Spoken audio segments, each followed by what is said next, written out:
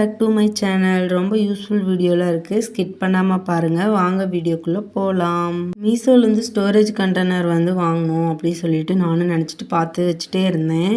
இது ஓரளவுக்கு நல்லா இருக்குது, நம்ம யூஸ் பண்ணுற அளவுக்கு இருக்குது அப்படின்னு சொல்லிட்டு சரி கண்ணாடி டப்பாவில் வாங்கலாம்னு நினச்சிட்டு இருந்தேன். சரி இதுவே ஓரளவுக்கு நீட்டாக இருக்குது பார்க்க அப்படின்னு சொல்லிட்டு ஆர்டர் போட்டிருந்தேன். இது ரொம்ப நாளாக பார்த்து வச்சுட்டே இருந்தேன், ஓரளவுக்கு ஆஃபரில் கிடைச்சனால வாங்கிட்டேன். இது 450 பக்கம் இருந்துச்சு. ஆனால் ஆஃபரில் 380 சம்திங் தான், அவ்வளோதான் இருந்துச்சு.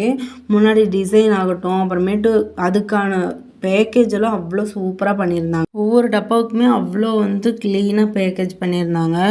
நான் மொத்தம் 24 பாக்ஸ் ஆர்டர் பண்ணியிருந்தேன். சரி நான் இது பார்த்து வச்சுட்டே இருந்தேன், ஓரளவுக்கு பார்க்க நீட்டாக இருக்குது. எனக்கும் மசாலா ஐட்டம்லாம் கவர்லேயே போட்டு வச்சுட்டு தான் இருந்தேன். இத்தனை நாள் கவரில் போட்டு வச்சுட்டு ஒரு பிளாஸ்டிக் டப்பா, நார்மலாக நம்ம ஸ்டோரேஜ் கண்டெய்னர் மாதிரி பக்கத்தில் இருக்க மார்க்கெட் கடையில் போய் வாங்கிட்டு வச்சு யூஸ் பண்ணிகிட்டு இருந்தேன். சரி இது ஓரளவுக்கு பார்க்க லுக்காக இருக்கும் அப்படின்னு சொல்லிட்டு இது வாங்கியிருந்தேன். 380 ருபீஸ்க்கு இது ஒர்த்தான்னு கேட்டால் கண்டிப்பாக நான் ஒர்த்துன்னு தான் சொல்லுவேன். ஏன்னா அதுக்கேற்ற வெயிட்டு, அதுக்கேற்ற ஒவ்வொரு டப்பாக்குள்ளேயும் 3 டப்பா வச்சு மொத்தம் 24 பாக்ஸையும் சூப்பராக இது பண்ணி வச்சுருந்தாங்க. நம்மளுக்கு என்ன வேலை, எல்லாம் வாஷ் பண்ணி எடுத்து டவல் போட்டு நீட்டாக எடுத்து வச்சுட்டு இருந்தேன். சரி ஒரு பொருள் நம்மளுக்கு சேருதுன்னா அதை நம்ம ஃபஸ்ட்டு அதை அரேஞ்ச் பண்ணி வச்சுட்டு தான் மற்ற வேலையே பார்க்கலான்னு தோணும். அந்த மாதிரி தான் சரின்னு சொல்லிட்டு ஃபஸ்ட்டு எல்லாம் வாஷ் பண்ணி அதுக்கான மசாலா ஐட்டம்லாம் போட்டு நீட்டாக வச்சுட்டேன். இப்போ பார்க்கவே ஓரளவுக்கு சூப்பராக இருக்குது, எனக்கு ரொம்ப பிடிச்சிருக்குது. நான் எல்லாம் அப்படியே கவர்லேயே ஸ்டோரேஜ் ஃபுல் பண்ணேன். எல்லாம் வண்டு பூச்சி அந்த மாதிரி விழுந்துருது. சரி இதுக்கு மேலே நம்ம வெயிட் பண்ணக்கூடாதுன்னு சொல்லிட்டு தான் நான் உடனே ஆர்டர் போட்டு க்ளீன் பண்ணி எடுத்து வச்சு கண்டிப்பாக ஒரு 4 டேஸாக யூஸ் பண்ணிகிட்ருக்கேன். ரொம்ப சூப்பராக இருக்குது. அதுவும் இல்லாமல் எந்தெந்த பொருள் எங்கெங்கே இருக்குதுன்னு சொல்லி டக்குன்னு எடுத்துக்க முடியுது. இதுவே நான் ஒரு டப்பாவில் கவரில் அப்படி இப்படியே வச்சேன்னா ஒரு பொருள் எடுக்கும்போதும் சரி அந்த டப்பாங்களை கொட்டுறது, கீழே கொட்டுறது, அந்த மாதிரி நிறைய வேஸ்ட் ஆகுது. இந்த மாதிரி போட்டு வைக்கும்போது ரொம்பவுமே சூப்பராக இருக்குது. சிம்பிளாக ஒரு ஹேர் பேக் ரெடி பண்ணலான்னு சொல்லிட்டு அதை தான் ரெடி பண்ணிகிட்டு இருந்தேன். எப்படின்னா ஒரு சின்ன வெங்காயம் 10 வெங்காயம், அப்புறம் கருவேப்பிலை நல்லா 2 கைப்பிடி கருவேப்பிலை போட்டு நல்லா மிக்சியில் அரைச்சி அது அரை மணி நேரம் தலைக்கு பூசிட்டிங்கன்னா பொடுகு, பேன் அந்த தொல்லையெல்லாம் இருக்காது. வீக்லி 1 டைம் மட்டும் இதை ட்ரை பண்ணிங்கனாவே நல்ல ஒரு ரிசல்ட் கிடைக்கும், குளிர்ச்சியும் கூட. சரி ஹெல்த்தியாக உளுந்தங்கஞ்சி மாதிரி செஞ்சு தம்பிக்கு ஊட்டலாம் அப்படின்னு சொல்லிட்டு அதுக்கான வேலைகள் தான் செஞ்சிட்டு இருந்தேன். இப்போ ரீசெண்ட் டேஸாக உளுந்தங்கஞ்சி தம்பிக்கு கொடுத்துட்ருக்கேன். ரொம்பவுமே சமத்து பையனாக குடிச்சிக்குவான். அதை ஆற வச்சு நல்லா கொடுத்தோம்னா அவன் பாட்டு கம்முன்னு குடிச்சிக்குவான். நம்ம எந்த டிஸ்டர்பன்ஸும் பண்ண தேவையில்லை. மற்றபடி இந்த மாதிரி சாப்பாடு அந்த மாதிரி கொடுத்தா மட்டும்தான் கொஞ்சம் அடம் பண்ணுவான். அதனால தான் அவனுக்கு பிடிச்சதா கொஞ்சம் கொஞ்சம் அவன் தூங்குற நேரத்தில் மதிய நேரத்தில் கொஞ்சம் கொஞ்சமாக செஞ்சு கொடுத்துருவேன். உளுந்தங்கஞ்சி, அப்புறமேட்டு புட்டு, பருப்பு சாதம், அந்த மாதிரி காய், அந்த மாதிரியெல்லாம் அவனெல்லாம் ஃபோர்ஸே பண்ண தேவையில்லை, அவனே நல்லா சாப்பிட்டுக்குவான். காயெல்லாம் பொறுத்த வரைக்கும் அவனுக்கு எவ்வளோ பிடிக்குமோ அந்தளவுக்கு அவனே எடுத்துக்குவான். தட்டில் மட்டும் போட்டு வச்சாவே போதும். அதனால் சரி அவனுக்கு செஞ்சிடலான்னு சொல்லிட்டு அது ஃபஸ்ட்டு ஊற வச்சுட்டு வந்துட்டேன். சரி சாமி ஃபோட்டோலாம் க்ளீன் பண்ணிடலாம் அப்படின்னு சொல்லிட்டு அதுக்கான வேலைகள் தான் செஞ்சிட்ருந்தேன். இங்கே என்ட்ரன்ஸ்லேயே ஜன்னல் இருக்கனால என்னென்னு தெரியல, ரொம்ப டஸ்ட்டு வருது. க்ளீன் பண்ணால் வாரத்துக்கு ஒரு தடவை க்ளீன் பண்ணிகிட்டே இருக்க மாதிரி இருக்குது. எவ்வளோ டஸ்ட்டு வந்திருக்கு பாருங்கள். நான் போன வாரம் தான் க்ளீன் பண்ணேன், 2 வாரம் தான் ஆச்சு. அதுங்காட்டியில் ரொம்ப டஸ்ட் ஆயிடுச்சு. சரி ஃபுல்லாக எடுத்து க்ளீன் பண்ணிடலாம் அப்படின்னு சொல்லிட்டு ஃபுல்லாக எடுத்து சாமி ஃபோட்டோவெல்லாம் எடுத்துகிட்டு எல்லாம் தண்ணி தொட்டு தொடச்சி எல்லாம் க்ளீன் பண்ணி சந்தனம்லாம் வச்சுட்டு சாமி கும்பிடலாம் அப்படின்னு சொல்லிட்டு அது நீட்டாக எல்லாம் ஒவ்வொரு வேலையாக செஞ்சிட்ருந்தேன். தம்பி தூங்கும்போது ஓரளவுக்கு ரெஸ்ட் எடுத்துக்கலாம் அப்படின்னு பார்ப்பேன். சரி படுத்துகிட்டே தான் இருப்போம் அப்படின்னு சொல்லிட்டு ஃபஸ்ட்டு போய் நான் குளிச்சுட்டு வந்தால் தான் ஓரளவுக்கு ஃப்ரெஷ்ஷாக இருக்க மாதிரி இருக்கும். ஹஸ்பண்ட்க்குலாம் சாப்பாடெலாம் செஞ்சு கொடுத்துட்டு தம்பி ஊட்ட வச்சுட்டு அவனையும் குளிக்க வச்சுட்டு சரி அவனை தூங்க வச்சுட்டு அப்புறமேட்டு தான் இந்த வேலைகள்லாம் செய்ய ஸ்டார்ட் பண்ணுவேன். இருக்கிற இடத்த கொஞ்சம் ப்ரெசண்ட்டாக வச்சுக்கிட்டா நம்ம டேவே சூப்பராக போகும். அப்புறம் நம்ம வீட்டிலையே இருக்கிறனால ஏதோ ஒன்று பண்ணால் தான் நம்மளுக்கு டைம் போகும்.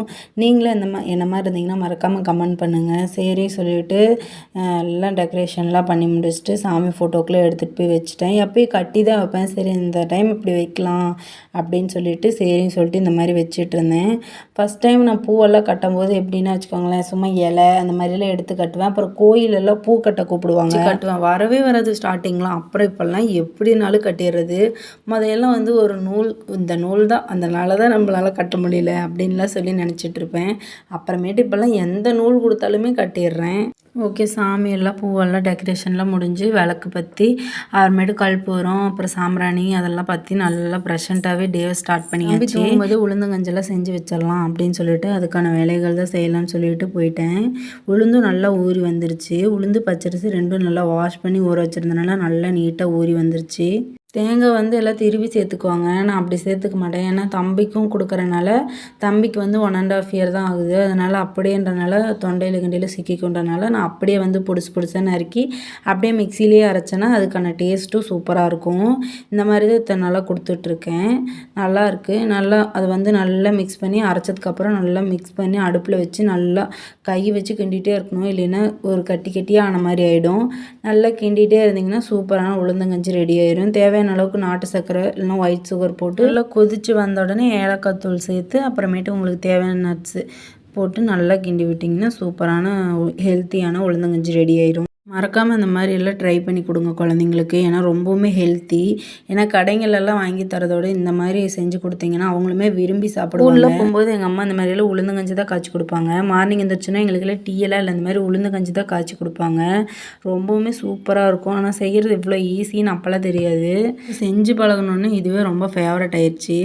எப்போவுமே நாட்டு சர்க்கரை போட்டு தான் தம்பிக்கு எப்போவுமே காய்ச்சி கொடுப்பேன். சரி, இப்போ நாட்டு சர்க்கரை இல்லாதனால அவசரத்துக்கு ஒயிட் சுகர் சேர்த்து கொடுக்குறேன். நீங்கள் அப்படி பேபிக்கெலாம் செஞ்சு கொடுக்குற மாதிரி இருந்தால் நாட்டு சர்க்கரை போட்டு செஞ்சு கொடுங்க. ஏன்னா ஒயிட் சுகர்லாம் சேர்த்திக்கக்கூடாது. அதனால தான் சொல்கிறேன்.